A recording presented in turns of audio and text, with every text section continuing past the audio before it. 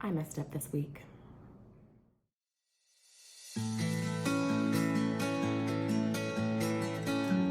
Hey you guys, welcome back to Plow and Pantry. I'm Alicia, and this is our 6-week update of the Pantry Challenge. This Pantry Challenge is part of the collaboration with Three Rivers Homestead. It's called Three Rivers Challenge. If you are loving pantry challenges, you can use the hashtag Three Rivers Challenge to search for other people also doing the challenge. I will link in an iCard the playlist for my other updates, but for me, this is a 2-month challenge. I have allotted myself $50 a week for super great deals, fresh produce, and dairy products. And I have been keeping track as I went. So let's jump into week 6. Okay, how'd we do? Let's start with, I do Monday to Sunday weeks, like beginning to end. So Monday was a crazy appointment day and we had an unplanned trip to the vet. So it was a good thing that I had put dinner in the crock pot that morning. I pulled out a Hawaiian barbecue chicken freezer crock pot meal. I believe I made that in a video where I did a whole bunch of like chicken, just dump in the bag freezer meals that can go in the crock pot. And I made jasmine rice for that. And we also had oranges, canned oranges from the pantry and salad with that. That morning we had lemon muffins. I forgot to say that. Didn't get a picture of the lemon muffins, but I did get a picture of the Hawaiian barbecue chicken. Tuesday, so that was from the freezer and the pantry. Tuesday for breakfast, so Monday, because of appointments, I was in a town that had Chick-fil-A in it, and it was morning, and so I picked up chicken minis for my daughters and hid them for Tuesday morning breakfast. They love those, and they were surprised and had happiness that morning. Dinner that night, I did another crock pot meal. Tuesdays are just busy in general, so I tend to do that. I did a roast in the crock pot. A previous one of these pantry challenge videos, I mentioned making up a recipe with packets, you know, those packet roast recipes, but I kind of threw in different stuff and we really liked that. So I made that again and I made extra. I did 2 roasts in the crock pot. They weren't huge, but they weren't tiny because I like a lot of leftovers of that roast. It's good in grilled cheese. It's good on a salad for lunch. It is good in a hash with potatoes and eggs for breakfast.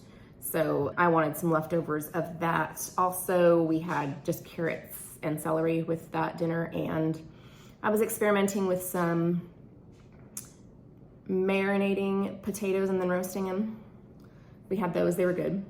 I also made oatmeal caramelitas, one of our favorite desserts. Did not get a picture of that, and we ate them fast, so whoops. Wednesday, we had baked oatmeal for breakfast.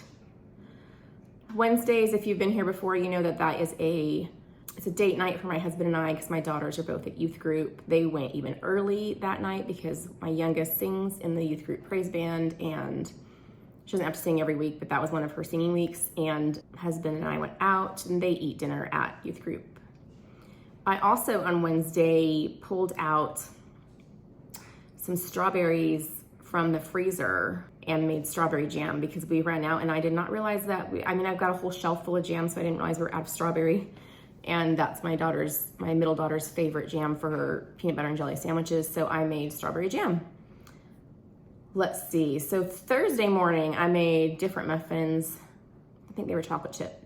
I just put muffins. Why am I not more detailed with myself? Do I really think I'm gonna remember? You'd think I'd know myself better by now. Anyways, okay, dinner Thursday. So Thursday was beautiful weather here right before a crazy amount of rain hit, but I knew I wanted to take our warmest part of the day and garden, get some cleanup done outside. And so I did what I call a chicken taco rice skillet, which is I have these dinners I make that are completely from the pantry, not freezer, not refrigerated, nothing, just completely, I call it the dry goods dinners, because they're all from that. So it was a chicken taco rice skillet. I think that I'm going to make a few of those and put them in a video together. Like, I don't know, 4 or 5 different dry goods pantry dinners that don't require anything from the freezer or refrigerator. I sometimes do use ingredients from the fridge or freezer, but they could go either way. You know what I'm saying? Like, I could use chicken from the freezer or I could use chicken I've canned from the pantry. But I love the dry goods dinners because they come together so fast. They're always less than 30 minutes, usually less than 15. I think I did different video too, of like a 15-minute pantry for being chicken chili or something, because when you use just canned foods, it's usually already cooked, and so you just have to heat it through. In this case, I did have to make rice, but I put that in the Instant Pot, and you could use minute rice from the pantry if you wanted. So that was Thursday's dinner, was the chicken taco rice skillet. Friday, we had, let's see, apples for breakfast. It's not just apples. We do this thing where we slice apples and dip them in peanut butter, and then use the peanut butter as like a sticky part and dip them in granola and mini chocolate chips. And so that's what my girls had for breakfast. And then Friday night, I was planning on making a pork loin, but I didn't. We ended up with a last minute invitation out with friends at a place that we love to go to that's owned by friends of ours. So we don't, you know how life gets, especially with teenagers. You want to hang out with your friends, you don't get a whole lot, and our friends' kids actually happen to be our kids' friends. So we jumped on that and decided to go out and didn't eat at home on Friday. Saturday, I made sweet potato waffles for breakfast. That is a recipe I'm experimenting with. I'm messing with einkorn flour and with sweet potatoes. I might make a different video of that too, because I think I got that right this time. And I might do another big batch breakfast freezer video too. I have one of those. I can link that for you. But on school mornings, I really like having those freezer breakfasts. I did end up that night making the pork loin that I had planned for the night before. It was just a lemon garlic pork loin, one of those that's pre-marinated. It was in the freezer, pulled that out. I did this experimental potato thing that you do in muffin tins. Don't really think the muffin tin was necessary, but they were really good, and we had salad with that. I also pulled out lemon cookies from the freezer. So we have found this, I was doing an experiment. We have found this lemon cookie recipe we liked. I made them fresh, but they're a lot more work than a regular cookie. A lot of zesting going on. I think I had bought lemons in a previous video, and it was for these cookies. A lot of zesting, and like you have to chill the dough type thing. And so I decided to make a triple batch, one to eat then, one to bake and freeze, and then one to freeze the like dough pucks and bake off. And the experiment was, which is better, if I bake it and then freeze it, or if I freeze the dough pucks and then bake it. And we liked the frozen dough pucks and then bake it, but I think that can be different per type of cookie. But so I took out lemon cookies from the freezer because that was an experiment I was wanting to know the results of. That was Saturday. Sunday was Super Bowl. Yesterday, we had we had a lot of leftovers from the week. We had some breakfast corn dogs from the freezer. We had soft pretzel sticks, like the soft pretzels, but they're the big wide sticks. And I had some leftover cheese sauce from that 15-minute pantry meal. We had the leftovers, and we had some nuggets in the freezer too, and that's what we had for our Super Bowl meal. Which brings us to the end of the week and my mess up. So purchases. Sorry if you hear my dryer singing to me. Purchases this week. If you have been with me, you know that I do, I have a lot of because the Three-Rivers Challenge, you make your own rules, which I love because everybody's in different spots. And I have allotted myself $50 a week. That has to do with the size of our family and what fresh stuff I like to get. And so at the end of week 5 so far, that means I would have been allotted $250. I had spent $169.12 of it, so I still had an overage of $80.88 that I could spend on future weeks. And I keep that stockpiled in case I come across a really great meat deal or something like that. So this week I went to Aldi. I forgot to get a picture, but I do have the receipt. Yes, okay, I bought flour, I bought some ham and some turkey lunch meat, I bought brown sugar, I bought a bag of red potatoes, the potato experiment. I bought a loaf of sandwich bread, 2 packages of onions, 1 thing of sliced cheddar for sandwiches, some green onions, 2 packages of shredded lettuce, a package of spinach, block of mozzarella, and cilantro. And I spent $36.88 on that. And then I was at Walmart this week, and I had to pick up some broth, beef broth, the granules, because I was making some DIY onion soup mix. I made a video with my DIY mixes. I will link that for you. But I got that there, and it was $3.59. And that should have been my purchase for the week, right? $40.47. leaving me under budget again. Awesome, right? Here's what happened. So my youngest that sings in the youth praise band on Wednesday nights at youth group, the normal worship leader at our church on Sunday mornings is gone on a missions trip. And so he asked the youth group to fill in for worship instead of having someone else lead, which was awesome. But that meant she had to be at church at like 6:45 in the morning so that they could rehearse. And then they had 3 services. So I was the one that took her in the morning, and I was like, okay, I'm gonna go like have breakfast at Starbucks. I wrote a letter to my brother, did some reading, stuff like that. Went and watched the first service. I was like, I'm gonna go out during second service, and that's when my family goes to, run some errands and then meet up with everybody for lunch after. And I went to Walmart and Aldi, and I was like, I didn't spend any money on food at Walmart, but I did at Aldi. That's what's there. But my thought was, I'm just, instead of doing because normally I do my Aldi shopping on Tuesday. I don't live in a town with Aldi. We have one grocery store. We don't have any other. We don't have a Walmart. We don't have anything here. We have a hardware store and Dollar Generals, like every town in the South. But I normally go on Tuesday because I am over in that town where the church is for Bible study on Tuesday. And I was like, I will be less rushed on Tuesday and not have to go to Aldi. I'll just do it this morning. Completely forgetting that that would mean that purchase would go on last week's budget, because last week ended yesterday, Sunday. So I went to Aldi completely, and until I went to add it to my budget, like my line items, I was like, it didn't even occur to me. And I was like, I went to do it and I was like, oh, wait a minute, it's still that week.